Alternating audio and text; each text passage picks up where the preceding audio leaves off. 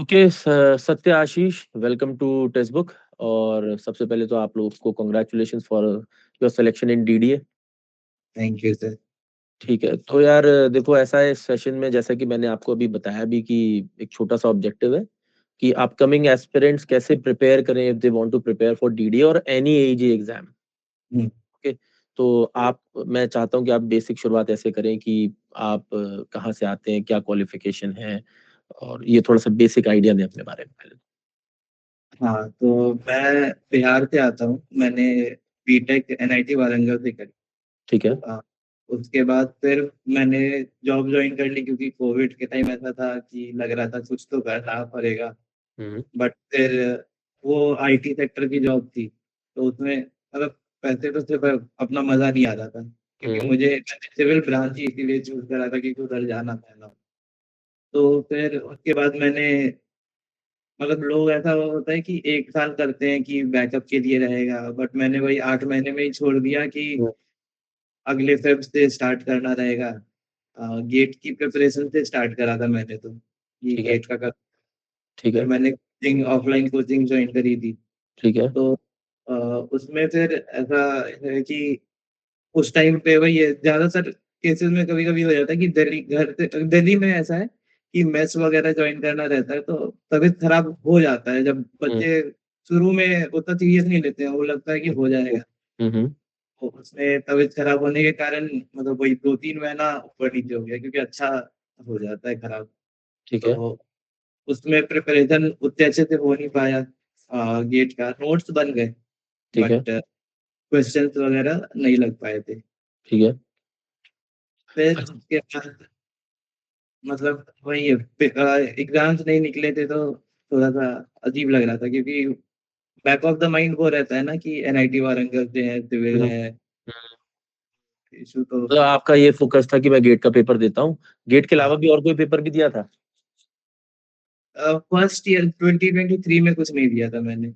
मैं ठीक। 2022 pass out हूँ। अच्छा, ठीक है। हाँ 2022 पास आउट है, 2026 में आपका सिलेक्शन हुआ है, और हाँ 4 साल आपने लगभग प्रिपेयर करने में अपना समय लगाया है। हाँ। ठीक है, तो आपको क्या लगता है, आपको इतना समय क्यों लगा, 4 साल का समय? क्योंकि जनरली मैं देखता हूँ बच्चे जब प्रिपेयर करना शुरू करते हैं तो एक माइंडसेट रहता है कि 2 महीने में हो जाएगा, 3-4 महीने में तो मैं प्रिपेयर करके पेपर दे ही दूंगा।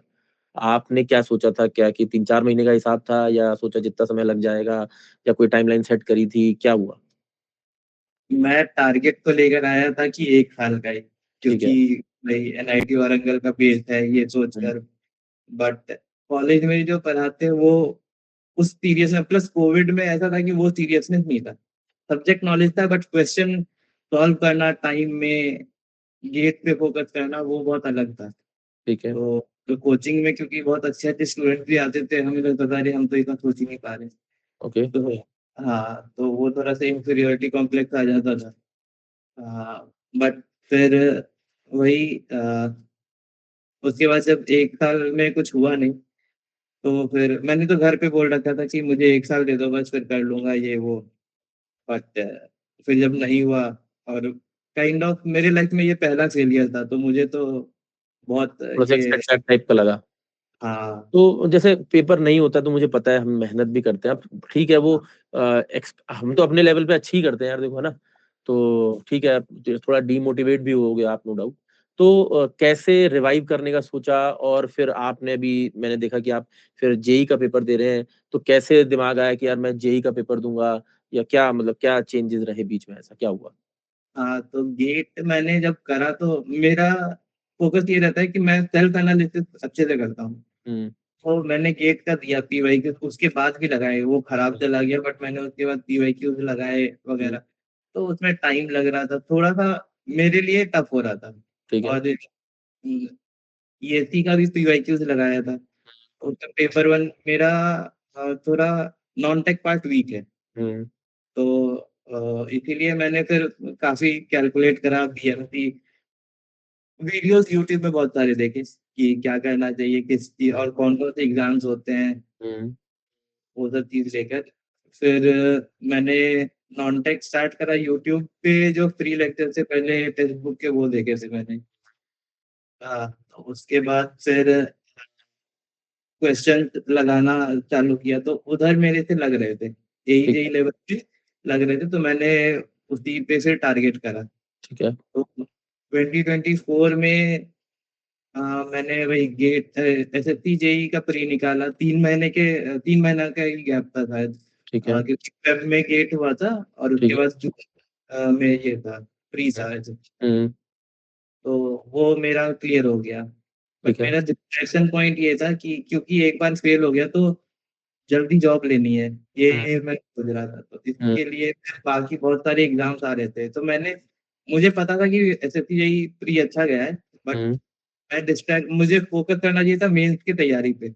हुँ, बट मैंने बाकी जो छोटे-छोटे एग्ज़ाम्स आ रहे थे कि सीबीएसई जेईई का था, हुँ, तो उसमें वही था। मैंने मतलब अ, उसमें सिलेबस भी कन्फाइंड था, तो मैंने ओके। उस पे फ़ोकस करा, वो करा, बट उसमें 1 मार्क्स के आस-पास रह गया मतलब और इसमें ऐसा हुआ कि आप वैसे एसएससी जेईई का पेपर देने निकले थे, आपने प्रिलिमिनरी का पेपर दिया भी, आपका हुआ हाँ, भी। आपका मानना हाँ, ये है कि आप मेंस पे फ़ोकस करते तो ज़्यादा अच्छा कर पाते, रादर देन हाँ, आपने ये स्ट्रैटेजी चुनी कि मैं मल्टीपल एग्ज़ाम देता रहता हूँ, तो किसी न हाँ, किसी में हो जाएगा। हाँ, हालाँकि मैंने भी बहुत से स्टूडेंट्स में देखा है कि एक ये गलती हम कर जाते हैं। हम हुँ, कई सारे सारे एग्ज़ाम देने के चक्कर में किसी एक एग्ज़ाम को भूल जाते हैं और हर एग्ज़ाम का एग्ज़ाम पैटर्न अलग है। हर एग्ज़ाम की थोड़ी-थोड़ी डिमांड अलग है। हालाँकि ये 80% सेम ही है, लेकिन वो 20% ही जो चेंज है, वही हमें सिलेक्शन की तरफ ले जाता है। हाँ, तो ठीक है, एक बात ये समझ में आई कि अगर किसी भी बच्चे को प्रिपेयर करना है, तो एक एग्ज़ाम पे अपना प्राइमरी फ़ोकस ज़रूर रखे। हाँ, वो बहुत इम्पोर्टेंट है कि ठीक है। जैसे आप अगर एसएससी जेईई पे अच्छे से फ़ोकस कर रहे हो, पूरा कवर करोगे, तो मैं बता रहा हूँ कि मैंने अभी उसके बाद आरआरबी जेईई भी क्लियर किया। आरआरबी जेईई का मेंस भी क्लियर हो जाता, बट वो कैंसल हो गया वो पेपर, और उस हुँ, बीच में थोड़े फैमिली फंक्शन थे पर्सनल, हुँ, मतलब अपने घर के, हुँ। तो वो वापस वाले में हो नहीं पाया। तो कभी-कभी उसके घर के फंक्शनों में ही गड़बड़ हो जाती है। हाँ, मतलब मेरी दीदी की शादी थी, तो उसको तो अवॉइड नहीं कर सकते थे, अवॉइड ही तो नहीं कर सकते थे, ठीक है। हाँ। बट प्लान भी उसी हिसाब से बना था कि आरआरबी जेईई का हो जाएगा। फिर वो डेट भी वैसे ही फिक्स हुँ, हुआ था, बट कैंसल हो जाएगा किसको पता था। तो उसके बाद फिर काफ़ी सारे एग्ज़ाम्स निकले। मैंने पीएसयूज़ के भी ना सेम पैटर्न में आते हैं, जो एईजे लेवल के रहते हैं। तो उसमें भी मैंने करा, काफ़ी सारे, मतलब 2-3 इंटरव्यूज़ दिए, फिर उधर भी फेलियर। फिर मतलब बहुत फेलियर के बाद ये हो जाता है ना, एक टाइम आ गया था जब मुझे लग रहा था पता नहीं क्या होगा, क्या नहीं होगा। बट एग्ज़ाम देते रहने थे, और टेक्स्ट बुक का सबसे बड़ा मेरे लाइफ़ में वो रोल है कि क्वेश्चंस बहुत लगाए। मेरा स्ट्रैटेजी था कि मैंने पहले जो नोट्स बना रखे थे, ठीक है, नोट्स मेरे पास था, ठीक बट है। बार-बार नोट्स पढ़ने से वो नहीं हो रहा था। तो मैंने स्ट्रैटेजी चेंज करा कि मैंने बेस बनाया क्वेश्चंस हुँ, को, हुँ, जो क्वेश्चन नहीं हो रहे हैं उसको मतलब उससे पता लगता है क्या वीक टॉपिक है। हुँ। तो मैंने वैसे करा था। ठीक है, तो आपने क्वेश्चन प्रैक्टिस करना शुरू किया और क्वेश्चन प्रैक्टिस से ये समझ में आया कि कहाँ-कहाँ वीक पार्ट है और उस पे काम करना शुरू किया। हाँ, हाँ। ठीक है। और क्योंकि टेक्स्ट बुक में मल्टीपल ये है ना, क्वेश्चन, मतलब टेस्ट सीरीज़ है, फिर मैं तो सोते-जागते मैं ब्रश करते भी वो क्विज़ वगैरह देता था। ठीक मतलब है, क्वेश्चन जितना प्रैक्टिस करो उतना अच्छा है, मेरे मेरे लिए ये काम किया है। ठीक है। तो वही है मेजर। फिर उसके बाद लगातार एग्ज़ाम थे, उसमें फिर मैंने टीडीए जेईई का भी दिया था। हुँ, हुँ, तो उसमें फिर मतलब इनिशियली रॉ मार्क्स 109 के आसपास थे जब पहले आंसर की में। उसके बाद मैंने चेक नहीं करा, क्योंकि अब ऐसा था कि एग्ज़ाम्स देने हैं, क्लियर करना है, इंटरव्यूज़ वगैरह भी आ रहे थे, हुँ, हुँ। तो उसके लिए प्रिपेयर करना है। तो वो तो फिर जब रिज़ल्ट आया अचानक से, फिर जब रिज़ल्ट आता है तो अलग ही खुशी होती है, वो भी लंबे वेट के बाद। ओके। घर पे मतलब हर तरफ से प्रेशर रहता है, घर पे से हल्का-सा रहता है, बट हुँ, सेल्फ प्रेशर खुद लेने ज़्यादा लग जाते हैं हम। हुँ, हुँ। तो जैसे तो अगर हमें सेल्फ प्रेशर ज़्यादा आ रहा है तो उसको हैंडल कैसे करें? क्या तरीका हो सकता है? बहुत इम्पोर्टेंट है दोस्तों से बात करना, जो अ, प्रिपेयर कर रहे हैं साथ में। हुँ, हुँ, क्योंकि मैं जॉब करके आया था, हुँ, तो उस टाइम पे ऐसा लगता है ना कि जो साथ में थे उनका इतना रेज़ हो गया है, वो इतना कमा रहे हैं, हमारा हुँ, कब होगा? होगा कि नहीं होगा। हुँ, वो दिमाग में अब हमारी तरफ जो बिहार में चलता है कि पंचवर्षीय योजना हो जाएगा लगता है। हुँ। तो उसमें भी फिर बहुत सारे थे। अभी मतलब बहुत लोग बोल रहे थे कि टाइम है, निकल लो इस लूप से। ठीक है। बार-बार फिर हाँ, तो 3 साल हो गए प्रिपेयर करते हुए, क्योंकि 8 महीने तो मैंने जॉब करा था, तो 3 हुँ, साल प्रिपेयर तो वो बोल रहे थे वापस आ जाओ हुँ, कंपनी तो करीब जॉइन कर मतलब वो ले ही लेंगे तुम्हें। बट वही है, बट फिर भी मतलब वो एक लगे रहना पड़ता है। कॉम्पिटिटिव एग्ज़ाम की एक बहुत बड़ी डिमांड है जो मैं गलत हूँ तो आप बता दीजिएगा, ठीक है? कि एक बहुत बड़ी डिमांड है। कई बार हमें लगता है कि यार 3 महीने 4 महीने करूँगा तो हो जाएगा। कई बार ऐसा होता है कि हम 6 महीने भी करते हैं तो कोई पड़ोसी आके कह देता है कि भाई 6 महीने कर लिया तुम्हारा नहीं हुआ अब क्या ही होगा। लेकिन कई बार 1 साल भी लग जाता है, कई बार 2 साल भी लग जाते हैं। देखिए सिलेक्शन यहाँ पर उसी का हो रहा है जो लगा है उस चीज़ में। क्योंकि कभी-कभी 1-1 नंबर से हम रह जा रहे हैं, कभी-कभी 2 नंबर से, 3 नंबर से, ठीक है? बहुत ज़्यादा गैप नहीं रहता है हमारी अप्रोच में। लेकिन वो जो एक चीज़ है ना, वो 1 नंबर का जो छलांग है, वो लगाने में बड़ा दम लगता है और उस दम को लगाने के लिए लगातार करना बहुत ज़्यादा इम्पोर्टेंट होता है ना? बाकी आप शेयर कर सकते हैं कि आपने कैसे दम लगाया ये? अ, वही एक तो सबसे पहला वही था कि क्वेश्चन को बेस बनाकर, और दूसरा मैं पहले ऐसा कर रहा था कि मैं टेक्निकल को बहुत स्ट्रॉन्ग कर लूँगा, उसमें ही हुँ, फोड़ दूँगा ऐसा। हुँ, बट फिर था कि नॉन-टेक का भी वेटेज रहता है, उसको भी हुँ, रिस्पेक्ट देना है। ऐसा नहीं मतलब जब क्रिकेट में बोलते हैं ना कि अच्छे बॉलर को जब बॉल करे तो रिस्पेक्ट इज़्ज़त देना चाहिए। तो वैसा ही है, ऐसा नहीं है कि नॉन-टेक पूरा छोड़ सकते हैं। जी, जी। बहुत सारे आते हैं, बेसिक क्वेश्चन्स ही आते हैं जो बाकी लोग कर लेते हैं, बट अगर मैंने प्रिपेयर ही नहीं करा है तो मैं गलत कर जाता हूँ। तुक्के के बेसिस पे हमेशा रिलाई नहीं करना चाहिए। एग्ज़ाम में जनरली यही बहुत एक बड़ा ड्रॉबैक हम इंजीनियरिंग के स्टूडेंट्स के साथ रहा है और अक्सर मैंने सालों-साल ये बात कही है, हर एग्ज़ाम की स्ट्रैटेजी में एक बात ये ऐड करके बोलता हूँ हमेशा दूसरे-तीसरे पॉइंट पर कि भाई नॉन-टेक नहीं तो सिलेक्शन नहीं। हुँ, कि अगर आपने नॉन-टेक प्रिपेयर नहीं किया या उसको हल्के में लिया कि चल देख लेंगे, बाद में कर लेंगे, एंड में कर लेंगे, नहीं होता भाई साहब, हाँ, करना ही पड़ेगा। करना ही पड़ता है। तो ठीक है, 2 पॉइंट हो गए मुझे लगता है, तीसरा कुछ आपके? नहीं, नहीं हो तो बनाना नहीं है। हाँ, हाँ, नहीं ऐसा मतलब मेन तो मैं टर्निंग पॉइंट यही था हुँ, कि क्वेश्चंस को बेस बनाना, क्योंकि अगर नोट वो हो जाता है ना रिपीटर्स के हुँ। इसमें ये केस हो जाता है कि हम नोट पढ़ते हैं फिर लगता है अच्छा ये तो पढ़ा हुआ ही है फिर पलट देते हैं, बट फिर जब क्वेश्चंस लगाने आते हैं फिर तब धुंधला-धुंधला लगता है। अच्छा मेरे मन में एक सवाल आया है कि जैसे आपने पहले गेट के लिए प्रिपेयर किया, तो जितना मैं समझता हूँ गेट में जो अप्रोच है वो कांसेप्चुअल अप्रोच है, ठीक है? ना? हाँ, उसमें हम जो भी नोट्स बनाते हैं या बनवाते हैं क्लासेस में अपनी, वो हाँ, उसकी न्यूमेरिकल उसके कांसेप्ट के अप्रोच के हिसाब से बनाते हैं। और एईजी एग्ज़ाम्स में बहुत सारा वास्ट कंटेंट है, तो हाँ, आपके नोट्स में काफ़ी सारी कमियाँ रही होंगी ऐसा मैं अज़्यूम कर रहा हूँ, तो हाँ। उसको कैसे पूरा किया आपने?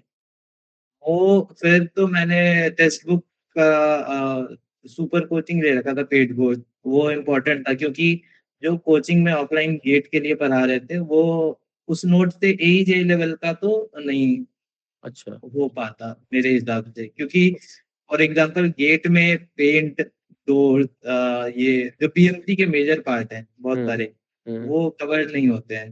ठीक है। और बहुत सारी चीज़ें इवन हाइड्रोलिक मशीन वगैरह, हुँ, तो वो सब है जो अच्छा खासा वेटेज वो मतलब पढ़ने के बाद ईज़ी है। हुँ, हुँ। नहीं पढ़ने के वही बाद ईज़ी लेकिन एक्चुअली पहले पता तो हो कि ये हाँ, होता है, ये क्लास में हमें अपने नोट्स में ये भी ऐड करना। कई बार मैंने हाँ, बच्चों के साथ ये पाया जैसे हर बार जब रिज़ल्ट आता है, तो मैं बहुत से बच्चों से बात करता हूँ। तो मुझे ये समझ में आता है कई सारे बच्चे हैं जो गेट के लिए प्रिपेयर करते हैं इनिशियली, फिर वो एईजेई के लिए भी प्रिपेयर करने लगते हैं। अज़्यूमिंग दैट कि मैंने गेट के लिए प्रिपेयर किया है, मेरा एईजेई का पेपर तो निकल ही जाएगा, ठीक है? हाँ, बट ऐसा होता नहीं है और वो काफ़ी साल लगा देते हैं, फिर लास्ट में डिमोटिवेट होकर छोड़ देते हैं, ठीक हाँ, है ना? और कई बार मैं उनको ये बोलता भी हूँ कि गेट के आपके नोट्स काम नहीं आएँगे क्योंकि एईजेई एग्ज़ाम्स की अप्रोच बिल्कुल अलग है। सो हाँ, जहाँ भी आपको अच्छा लगता है वहाँ जॉइन करके पढ़ लो, ठीक है ना? आपको नहीं लगता कि हम पढ़ा पाएँगे, कोई और तो पढ़ा पाएगा, जो पढ़ा पाएगा वहाँ पढ़ लो यार। लेकिन वो इस कॉन्फिडेंस पे रहते हैं कि जी गेट के नोट्स तो सुपीरियर हैं, लेकिन कोई सुपीरियर नहीं है। मेरा मानना ये हाँ, है कि हर एग्ज़ाम की अप्रोच अलग है, आपको उसके नोट्स उसके हिसाब से प्रिपेयर करने पड़ेंगे।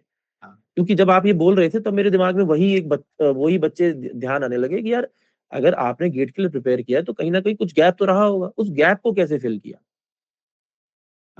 ओके। तो वो वही है, मतलब कोचिंग मतलब बहुत इम्पोर्टेंट है एईजे के हिसाब से नोट्स बनाना। और ठीक है। बहुत लोग ये भी करते हैं कि पीडीएफ डाउनलोड कर लेते हैं, बस हुँ, अपने हैंड रिटन नोट बहुत इम्पोर्टेंट है। उससे एक पिक्चोरियल जो मेमोरी आती है ना, बनती है कि मैंने नोट्स में मतलब बहुत बार ऐसा था कि इस पन्ने में इस कोने में ये लिखा हुआ है, ऐसा है। हुँ। तो बहुत लोगों के साथ हाँ, होता है, हाँ, हर किसी के बहुत साथ नहीं होता, इम्पोर्टेंट है। किसी के साथ होता है। हाँ, कई बार हम क्या करते हैं दूसरे के नोट्स ले लेते हैं, नोट्स लेकर के रख लिया, उसको पलट लिया, उससे उतना नहीं आता। जी, आज आपने जो अपने हाथ से लिखा है, बहुत बच्चे मुझे भेजते रहते हैं कि सर वो नोट्स बनाने में तो बड़ा टाइम चला जाएगा। मैंने कहा हाँ, दोस्त आप अपनी 50 साल, 60 साल की ज़िंदगी तय करना चाहते हैं इससे, आप चाहते हैं कि 2 महीने में आपको कुछ बना-बनाया मिल जाए, आप घोट-कर जड़ी-बूटी की तरह पी जाएँ और आपका सिलेक्शन हो जाए और 60 साल सिक्योर हो जाए। भाई, थोड़ी मेहनत तो करनी पड़ेगी। गवर्नमेंट जॉब डेडिकेशन तो माँगती है, मतलब फुल। लेकिन चलिए मैं खुश हूँ कि आपका सिलेक्शन हुआ। वैसे देखिए मैं बच्चों से कम ही बात कर पाता हूँ। पूरे दिन क्लास ही हो जाती है लगभग और आप पहली बार रहा हूँ। मतलब आप बहुत सारे लाइफ को अफेक्ट करते हो आप लोग, मतलब बहुत अच्छे मैनर में, मतलब बहुत लो टाइम्स भी होते हैं हुँ, कि नहीं हो रहा है, बट फिर वही है, काफ़ी सारे वीडियोज़ भी है, मतलब क्लासेस में भी आप कभी-कभी समझाते हो हुँ, हुँ। कि होता है, अप्स एंड डाउन्स आते हैं, बट फिर वही है, मतलब मेजर टारगेट जो गोल पे है, उस पे ध्यान रखना है। देखिए मेरे को एक चीज़ है जैसे आपने एक बात बोली तो मैं बोलना चाहता हूँ कि शुरुआत में तो देखिए मैं इसको ऐसे पढ़ाता था कि मुझे लोगों को पढ़ाना है, मुझे पढ़ाना अच्छा लगता था। धीरे-धीरे जब मैं बहुत से स्टूडेंट जब सेलेक्ट होने लगे क्योंकि जब मैं नया-नया था पढ़ाने में, तो एक पहले दिन से तो कोई सेलेक्टेड स्टूडेंट होगा नहीं यार। तो 1-2 साल पढ़ाने के बाद से स्टूडेंट सेलेक्ट होने लग गए और फिर मैं जब उनसे मुलाकात हुई, जैसे आपसे आज मुलाकात हो रही है तो मैं समझने लगा कि यार हम बहुत से लोगों को इफ़ेक्ट कर रहे हैं, बहुत से लोगों को मतलब ज़िंदगी बनाने में बड़ा एक रोल अदा हो रहा है। तो हाँ, बहुत कॉशियस होने लग गए हम, ठीक है हाँ, ना? अभी जो पेपर आता है उसमें रिज़ल्ट आता है, मैं ये नहीं कहूँगा कि सारे अपने स्टूडेंट होते हैं, थोड़े बहुत होते हैं, हर एक एग्ज़ाम के अंदर। मुझे लगता है कि अगर एक एग्ज़ाम में 5 से 8 स्टूडेंट भी आ रहे हैं सिलेक्शन के फॉर्म में, मुझे लगता है ये वर्थ है मेरे लिए और मेरी जो मेहनत रहती है पूरे दिन की, ठीक है ना? वो ऑटोमैटिकली रीपे हो जाती है किसी भी फॉर्म में। तो मैं तो आपको एक ट्रॉफ़ी की तरह देखता हूँ, मैं सही बताऊँ आपको, कि आज आपने अपना सिलेक्शन लेकर के मेरे घर में एक ट्रॉफ़ी और जोड़ दी। हाँ, आप समझ रहे हैं? तो ये मेरे लिए आपका सिलेक्शन मेरे लिए ये मायने रखता है कि आप ये मान के चलिए मेरे कंधे पे एक स्टार जुड़ गया, है ना? तो लेकिन ठीक है मैं खुश हूँ, आपका परिवार भी खुश होगा काफ़ी अच्छा हाँ, और बिल्कुल। आप तो दिल्ली आ जाओगे, हम भी दिल्ली में ही रहते हैं, ठीक है ना? और हो सकता है आप मेरे से बहुत पास ही रहें, क्योंकि दिल्ली के जिस इलाके में मैं रहता हूँ उसी के पास पूरी डीडीए कॉलोनी है, यस। तो हो सकता है आप मेरे आस-पास ही रहें। चलिए, बाकी कभी भी कोई दिक्कत लगती है आप मुझे बता सकते हैं, मैं आपको अचीवर्स ग्रुप में भी ऐड कर दूँगा और अचीवर्स ग्रुप में क्या है जो बच्चे सेलेक्ट होते रहते हैं उनको ऐड कर देता हूँ। जैसे हाँ, अभी आपको किसी चीज़ में प्रॉब्लम आएगी, आप डिपार्टमेंट में जाओगे, तो आपको जो प्रीवियस सेलेक्टेड स्टूडेंट है वो कहीं न कहीं हेल्प कर देगा। आप फ्यूचर में नए किसी बच्चे को सेलेक्ट हेल्प कर देना। तो basically it is a community तो हाँ, हाँ, वो भी एक हेल्प आपके लिए हो जाएगी। यस। तो मुझे लगता है इसमें 2-3 पॉइंट बहुत अच्छे निकल कर आए हैं। एक कि हमें एक एग्ज़ाम पर फ़ोकस करना चाहिए। दूसरा अगर हम गेट के लिए प्रिपेयर कर रहे थे और हमें एईजे के लिए प्रिपेयर करना है तो हमें अपने नोट्स को उस तरह से रीमॉड्यूलेट करना होगा। हुँ, और तीसरा मुझे लगता है कि एक पॉइंट ये भी निकल के आया कि अगर मैं प्रिपेयर करना चाहता हूँ, ठीक है? तो प्रिपेयर करते समय मुझे क्वेश्चन्स की प्रैक्टिस पे ख़ास ध्यान देना है। कई बार हम क्या बहुत। करते हैं कंटेंट को पढ़ने में लगे रहते हैं और हुँ, प्रैक्टिस पे ध्यान नहीं देते। हुँ, ठीक है? और एक चौथा पॉइंट भी आया है राइट, ठीक है ना? एक पॉइंट ये भी निकल कर आया कि ठीक है प्रैक्टिस तो मैंने करी, ठीक है ना? प्रैक्टिस के साथ-साथ मुझे ये भी देखना है कि जो मेरे की एरियाज़ हैं जिसमें मैं अच्छा परफ़ॉर्म नहीं कर पा रहा हूँ, rather than focusing on marks कि मेरे कितने मार्क्स आ रहे हैं टेस्ट लगाने पर। मुझे इस पर फ़ोकस करना है कि क्या एरियाज़ हैं जो वीक हैं और उस पे काम करना है, हाँ, ठीक है? तो यही देखिए बहुत छोटा-सा सेशन था जिसमें कि हमें बस यही परेशानियाँ निकालनी है कि यार क्या परेशानी आ रही है? उस हाँ, परेशानी से लड़ना कैसे है?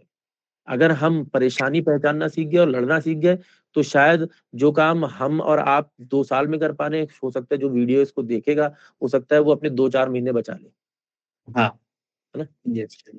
ठीक है, Satya have a good day and have a bright future. कभी भी कोई दिक्कत हो तो जब मैं आपको ग्रुप में ऐड कर दूंगा, उसमें मैं भी होऊंगा। If you need any help of me, you can always contact me. Okay sir. Okay, okay Satya, have a good day.